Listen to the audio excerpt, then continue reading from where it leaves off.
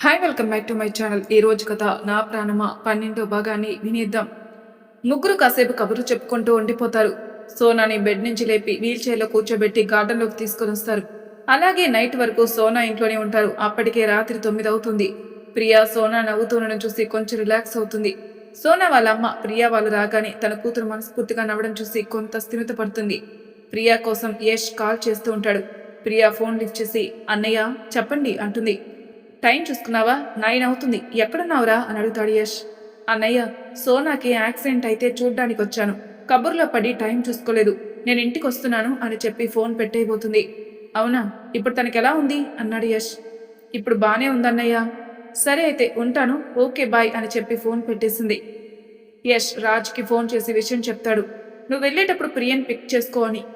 అదేదో నువ్వే రిసీవ్ చేసుకుని వెళ్ళొచ్చు కదరా అంటాడు రాజ్. నాకు పెట్రోలింగ్ ఉంది కదరా, నేను వెళ్ళాలి అంటాడు యష్. నాకు అదంతా తెలీదు, నేను వెళ్ళను అన్నాడు రాజ్. సరే అయితే నేను ఇంకెవరైనా పంపించి ప్రియని పిక్ చేసుకోమని చెప్తాను అంటాడు. ఒరేయ్, వేరెవరినో పంపడం ఎందుకు అంటాడు రాజ్. మరి నువ్వు వెళ్ళనన్నావుగా. నేను వెళ్ళను అంటే నిన్ను వెళ్ళమని. ఒరే బావా, నాకు పెట్రోలింగ్ ఉందని చెప్తున్నాను కదరా అన్నాడు యష్. నువ్వే వెళ్ళి నీ భార్యని పిక్ చేసుకో. అంతే అంటావా? అంతే అన్నాడు యష్. సరే అయితే అన్నాడు రాజ్. ఏంటి వెళ్తున్నావా? వెళ్ళక చేస్తానా అన్నాడు. హిహిహి అని నవ్వుతాడు యష్. యష్ ఫోన్ చేసి ప్రియకి రాజ్ వచ్చి నేను పిక్ చేసుకుంటాడు, రెడీగా ఉండు అంటాడు. ఎందుకులే అన్నయ్య తనని ఇబ్బంది పెట్టడం, నేను వస్తానులే అంటుంది.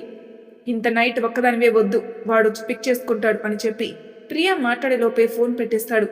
అమ్మయ్య అనుకుంటూ యష్. ప్రియా చేసేదేం లేక రాజ్ కోసం వెయిట్ చేస్తూ ఉంటుంది. వాసు సోనాని తీసుకుని లోపల పడుకోబెడతాడు.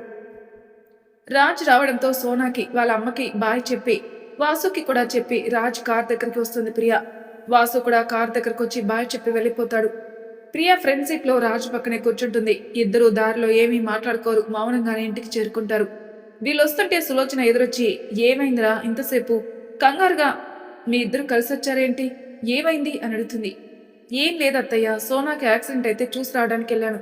కబుర్లో పడితే టైం చూసుకోలేదు. యష్ అన్నయ్య ఫోన్ చేస్తే చెప్పాను.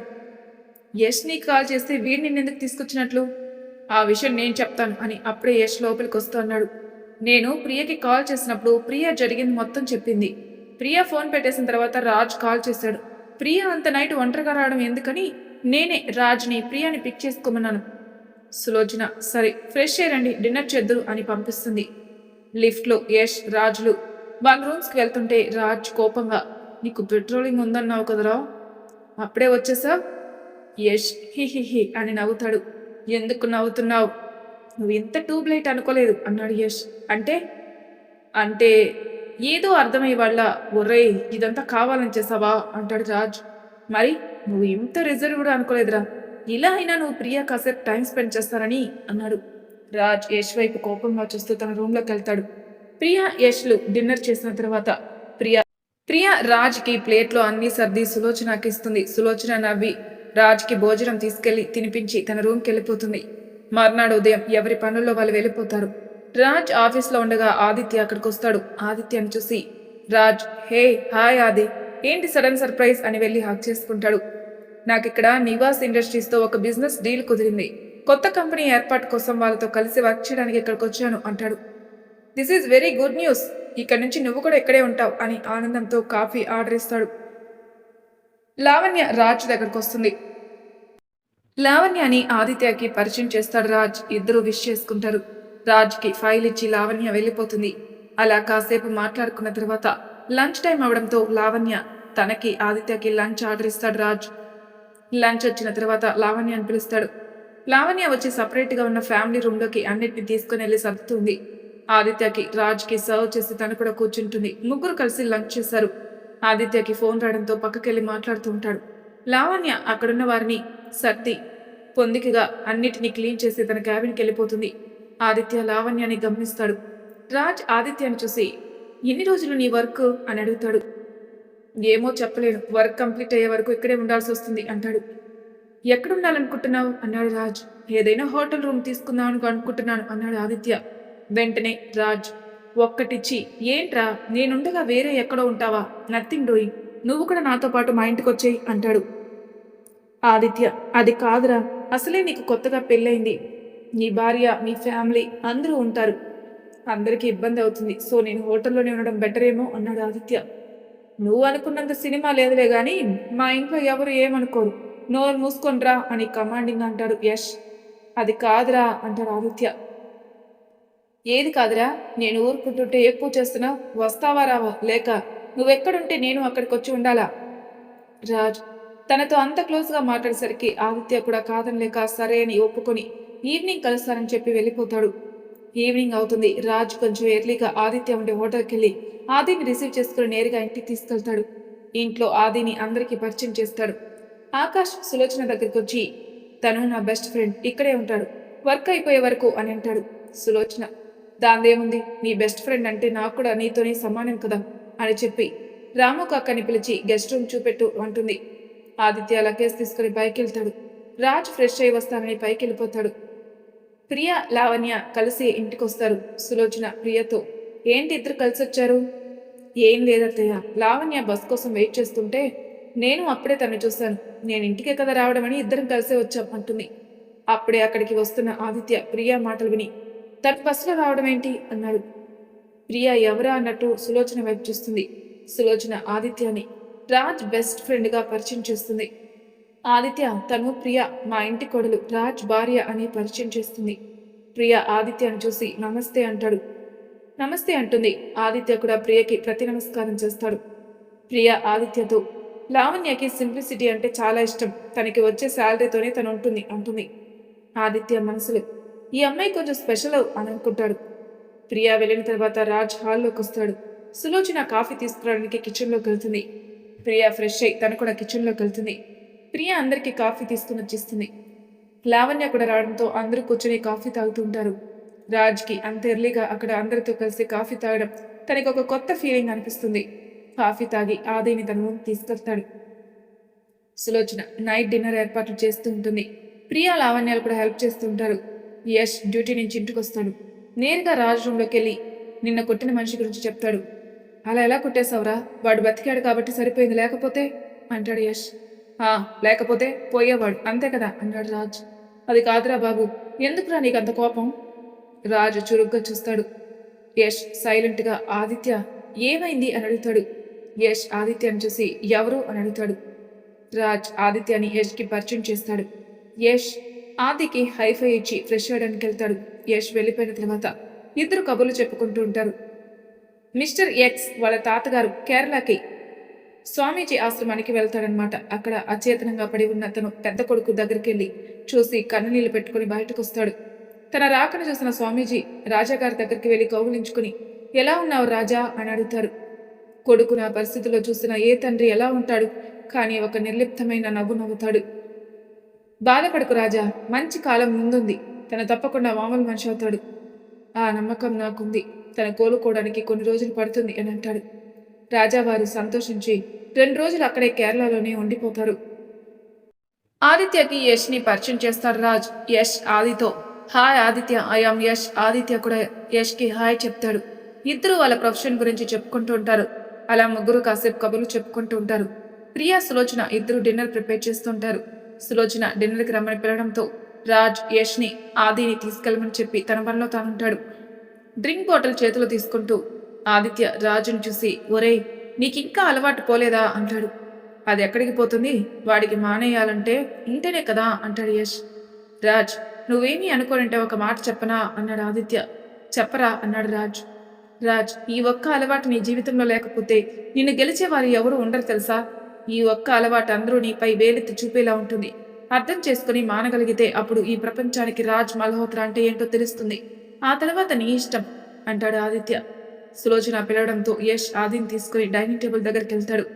అప్పటికే లావణ్య, నిత్యాలు ఇక మిగిలిన కుటుంబ సభ్యులందరూ వచ్చి ఉంటారు. యష్ ఆదిత్య వాళ్ళతో జాయిన్ అవుతారు. లావణ్య, ప్రియ, సులోచనలు వడ్డిస్తూ ఉంటారు. అందరూ తినడం అయిపోయిన తర్వాత సులోచన, ప్రియలు కూడా తినేసి సులోచన రాజ్కి భోజనం తీసుకుని వెళ్తుంది. అలా ఒక 2 రోజులు గడిచిపోయాయి. ఒకరోజు ప్రియ ఆఫీస్లో ఉండగా ఒక అన్నోన్ నెంబర్ నుంచి కాల్ వస్తుంది. ప్రియ ఫోన్ లిఫ్ట్ చేసి హలో అనేసరికి ఎదుట వ్యక్తి ఏంటి, నీ మీద ఆశపడినందుకు నన్ను నీ మొగుడు చేత కొట్టిస్తావా? ఇప్పుడు చూడు, నీ తమ్ముడు నా దగ్గరున్నాడు, నేనేం చేస్తానో నాకే తెలీదు అని ప్రియాని బెదిరిస్తాడు. ప్రియా హలో హలో అనేసరికి ఫోన్ పెట్టేస్తాడు. ప్రియా కంగారుగా భార్గవ్కి ఫోన్ చేస్తుంది. భార్గవ్ ఫోన్ లిఫ్ట్ చేయట్లేదు. కొంతసేపు తర్వాత ఫోన్ స్విచ్ ఆఫ్ అయిపోతుంది. ప్రియకి ఏం చేయాలో అర్థం కావట్లేదు. చుట్టూ చీకటి అలుముకున్నట్లు అనిపిస్తుంది. తనకంటూ ఎవరూ లేనట్టు ఏమైపోతుందో అని భయంగా ఉంది. అదే టెన్షన్లో రాజ్ పైన విపరీతమైన కోపంతో తన స్కూటీని తీసుకుని 120 స్పీడ్లో రాజ్ ఆఫీస్కి చేరుకుంటుంది ప్రియా. రిసెప్షన్ దగ్గరికి వెళ్ళి రాజ్ ఎక్కడా అని అడుగుతుంది. వాళ్ళ బాస్ని రెస్పెక్ట్ లేకుండా రాజ్ అని ఏకవచనంతో పిలిచేసరికి రిసెప్షనిస్ట్కి కోపం వచ్చి మీటింగ్లో ఉన్నారు, మీకేం పని అని అడుగుతుంది. మీటింగ్ రూమ్ ఎక్కడా అని అడుగుతుంది ప్రియా. మేడం మీరెవరు? సార్ మీటింగ్లో ఉన్నారు, ఎవరిని అలో చేయం, మీటింగ్ అయిపోయే వరకు వెయిట్ చేయమని అంటుంది. ప్రియా వినకపోవడంతో ప్రియాతో ఆర్గ్యూ చేస్తూ ఉంటుంది రిసెప్షనిస్ట్. ప్రియకి కోపం పీక్స్లోకి వెళ్తుంది. అప్పుడే ముందట ఏదో గొడవ జరుగుతుందని లావణ్య బయటకు వచ్చి చూసేసరికి ప్రియా ఉంటుంది. లావణ్య ప్రియా దగ్గరికి వెళ్ళి వదిన నువ్వెక్కడే, ఏమైంది, ఆ కోపం ఏంటి? ప్రియా కోపంగా మీ అన్న ఎక్కడా? అది అన్నయ్య మీటింగ్లో ఉన్నాడు, రూమ్ ఎక్కడా అంది. లావణ్య ఎందుకో కోపంగా ఉందని తెలిసి ప్రియని మీటింగ్ రూమ్ దగ్గరికి తీసుకెళ్తుంది. ప్రియ ఫోర్స్గా రూమ్ డోర్ తెరిచి ఫాస్ట్గా రాజ్ దగ్గరికి వెళ్తుంది. రాజ్ ప్రెజెంటేషన్ ఇస్తూ ఉండడం వల్ల అంతా చీకటిగా ఉంటుంది. రాజ్ పై మాత్రమే ఫోకస్ లైట్ పడుతుంది. ప్రియ అవేమీ గమనించే స్థితిలో లేదు. డైరెక్ట్గా రాజ్ దగ్గరికి వెళ్ళి కోపంతో రాజ్ని చంపపై కొడుతుంది. అంతే, అక్కడున్న వాళ్ళంతా షాక్. లావణ్యకైతే షాక్ మామూలుగా ఉండదు. ప్రియ కోపంతో ఫోర్స్గా రాజ్ కాల్స్ పెట్టుకుని మీకేం తోస్తే అది చేయడమేనా? దానివల్ల ఎదుటివారు ఎంత బాధపడతారు, మనకెంత నష్టం జరుగుతుందో కూడా చూసుకోరా? మనసుకి ఎంత తోస్తే అంత చేసేయడమేనా? మీరు చేసిన పని వల్ల నేను ఎంత నష్టపోతున్నానో తెలుసా అని గట్టిగా నిలదీస్తుంది. అదే టెన్షన్లో రాజ్ని పట్టుకుని ఏడ్చేస్తుంది. రాజ్ని ప్రియా ఫస్ట్ టైం అంత దగ్గరగా రావడంతో, అది కూడా తన అంత కోపం రావడంతో షాక్లో అలా నిలబడిపోతాడు. ప్రియా ఏడుస్తూనే ఉంటుంది. కాసేపటి తర్వాత రాజ్ తేరుకుని తమున్న పొజిషన్ చూసుకుని వెంటనే మీటింగ్ ఈజ్ ఓవర్ అని చెప్పి అందరిని వెళ్ళమంటాడు. అయినా ప్రియా ఏడుస్తూనే ఉంటుంది. రాజ్ షర్ట్ వదలదు. శైలుకి కోపం వచ్చి ప్రియాని చూసి నువ్వేం చేస్తున్నావు, నీకు అర్థమవుతుందా? రాజ్ని కొట్టడానికి నీకెంత ధైర్యం అని ప్రియా దగ్గరకు రాబోతుంది. లావణ్య షాక్ నుండి తేరుకొని శైలుని ఆపి ఇది మా ఫ్యామిలీ విషయం, నువ్వు కలగ చేసుకోకు, ప్లీజ్ లీవ్ అంటుంది. శైలు కోపంతో అక్కడి నుంచి వెళ్ళిపోతుంది. రాజ్ ప్రియని చూస్తూ ఉంటాడు. లావణ్య వాటర్ తీసుకొని వచ్చేస్తుంది. ప్రియకి శ్వాస తీసుకోవడం ఇబ్బందిగా ఉంటుంది. రాజ్ వెంటనే తన పాకెట్లో నుంచి ప్రియకి ఇన్హేలర్ తీసిస్తాడు. ప్రియకి తన ఇన్హేలర్ రాజ్ దగ్గర ఉండడం చూసి ఆశ్చర్యం వేస్తుంది.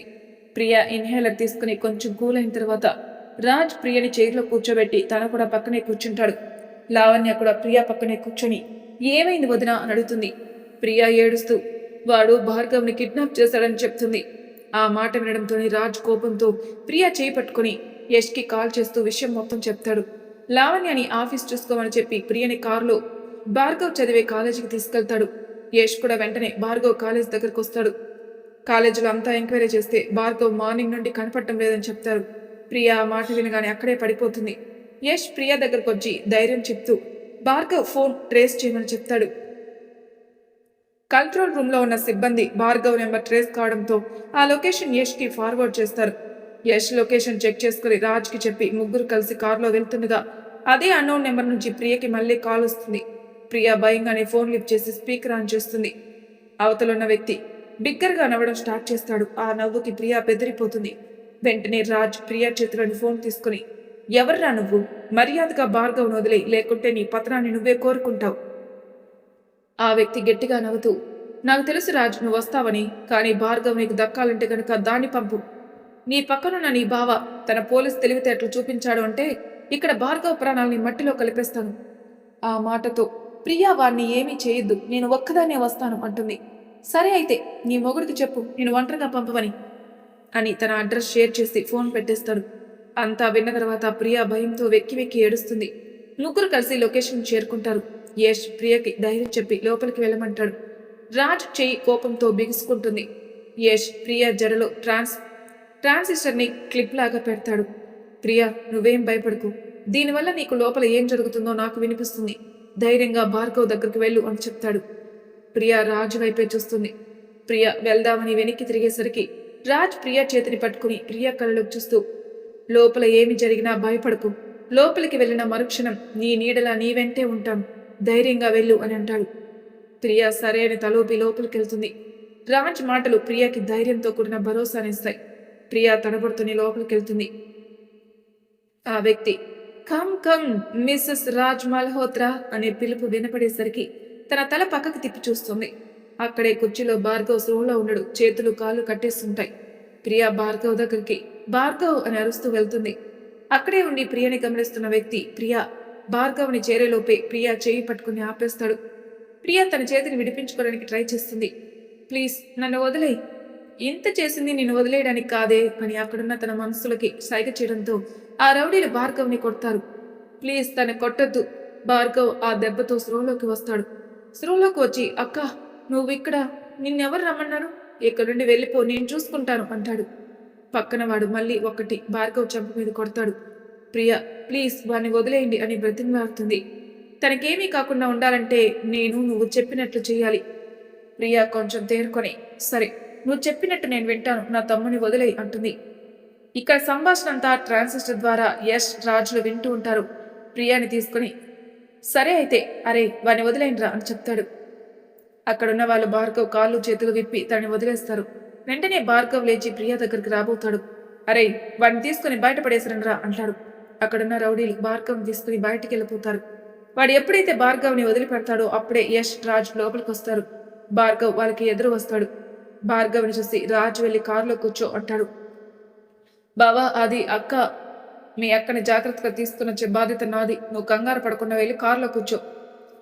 భార్గవ్ బావా అక్క జాగ్రత్త అని చెప్పి వెళ్ళిపోతాడు. యష్ రాజ్ చాలా నెమ్మదిగా శబ్దం రాకుండా అడుగు వేసుకుంటూ ట్రాన్సిస్టర్ సిగ్నల్ ఉన్న ప్లేస్లోకి తన మొబైల్లో చూసుకుంటూ వెళ్తూ ఉంటారు. వాడు ప్రియని అక్కడి నుండి తప్పిస్తాడు. అక్కడ ప్రియ ఎవరికీ కనపడదు. ఫోన్లో చూస్తే అక్కడికి దూరంగా వెళ్తున్నట్టు కనిపిస్తుంది ట్రాన్సిస్టర్ సిగ్నల్. వెంటనే రాజ్ అలర్ట్ యష్తో వాడు ప్రియని తీసుకెళ్తున్నాడు, వేగంగా పద అంటాడు. అంతే వేగంగా బయటకొచ్చి డ్రైవర్ని భార్గవ్ని ఇంటి దగ్గర డ్రాప్ చేయమని యష్ జీబ్లో ఇద్దరు బయలుదేరుతారు. లొకేషన్ స్టార్ట్ చేసి ట్రాన్సిస్టర్ సిగ్నల్స్ చూస్తూ వెళ్తూ ఉంటారు. ఆ సిగ్నల్ అడవిలోకి వెళ్తుంది. యష్ కంట్రోల్ రూమ్కి ఫోన్ చేసి విషయం చెప్పడంతో పోలీసులు కూడా వాళ్ళని ఫాలో అవుతూ వస్తారు. సిగ్నల్ ఒక దగ్గర ఆగడం చూసి దానికి 1 కిలోమీటర్ దూరంలో వీళ్ళు కూడా వెహికల్స్ ఆపేసి నడుచుకుంటూ సిగ్నల్ ట్రేస్ చేస్తూ వెళ్తూ ఉంటారు.